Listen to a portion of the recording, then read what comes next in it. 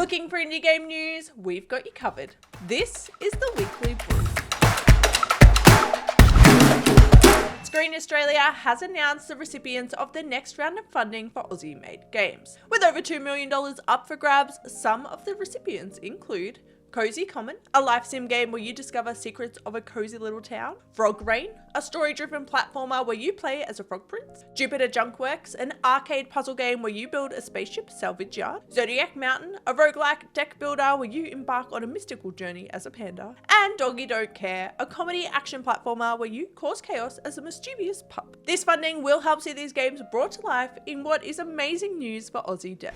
There's a new city builder game on the way, and this one sees you step back in time to ancient Rome. Pompeii the Legacy was announced this week, a colony sim game which sees you rebuild the city of Pompeii 20 years after the catastrophic eruption of Mount Vesuvius. This looks set to be a great historical addition to the city builder space, so make sure to add this one to your wish list. Bulwark Falconeer Chronicles has had a major update and with it a complete rebrand too. Now called Bulwark Evolution, the update and rebrand sees a culmination of development over the early access period, with player feedback leading the development to include more conquests with a new total conquest mode, a combat overhaul, the addition of ancient fortresses, commander improvements, and economic overhaul, and honestly, the list goes on. It's been so exciting to see this game evolve over the early access period, and this update really adds so much more to the game. The second game in the Cat Cafe series, Cat Cafe Manager 2, has launched its Kickstarter campaign. This cozy management life sim takes cafe management to a city location, bringing the same cute kitty theme to a new location. The Kickstarter is live now, so you can support this cute and cozy game's development with some awesome pledge rewards up for grabs.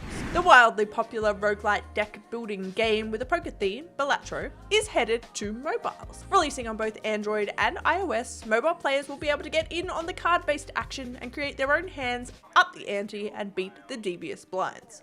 You can pre-order the game now on the Google Play Store and the Apple Store, with the game dropping September 26th. The third game in the My Time series has been announced, My Time at Evershine. We've not really been given much to go off at the moment, just a Kickstarter page and some key art, but they have said more information is coming soon, with the Kickstarter set to launch later this month.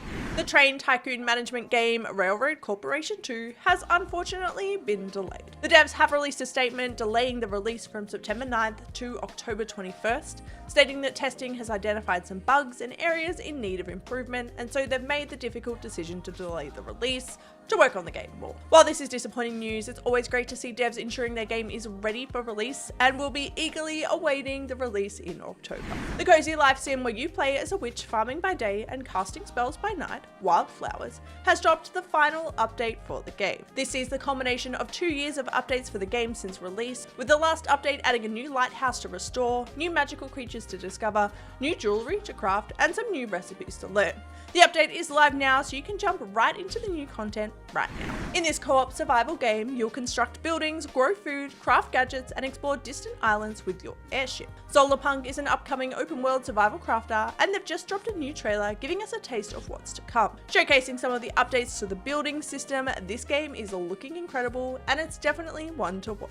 And in some news of our own, this week we announced the ANZ Indie Showcase. Celebrating the best of Aussie and New Zealand games, the showcase will feature some of our incredible homegrown games. Applications to submit your games are open right now, with the showcase premiering on Saturday, December 7th at 8 PM Melbourne time. You can find out more information on our website. This week has some absolutely amazing indie games dropping, including What the Car, an absurdly silly racing adventure game dropping September 9th, Courier Tale, an RPG where you play as a courier, drops September 10th, Critic Cove, a life sim game where you restore a tourist town in a post-apocalyptic world, drops in early access September 10th, Elsie, a roguelike action platformer where you blast through hordes of robots, drops September 10th, Chef RPG, an RPG cooking sim game where you bring a rundown restaurant back to life, drops September 12th, Wild Bastards, a roguelike strategy shooter where you lead the most notorious outlaws in the galaxy, drops September 12th, Rika, an exploration sim game where you play as an apprentice witch, drops September 12th,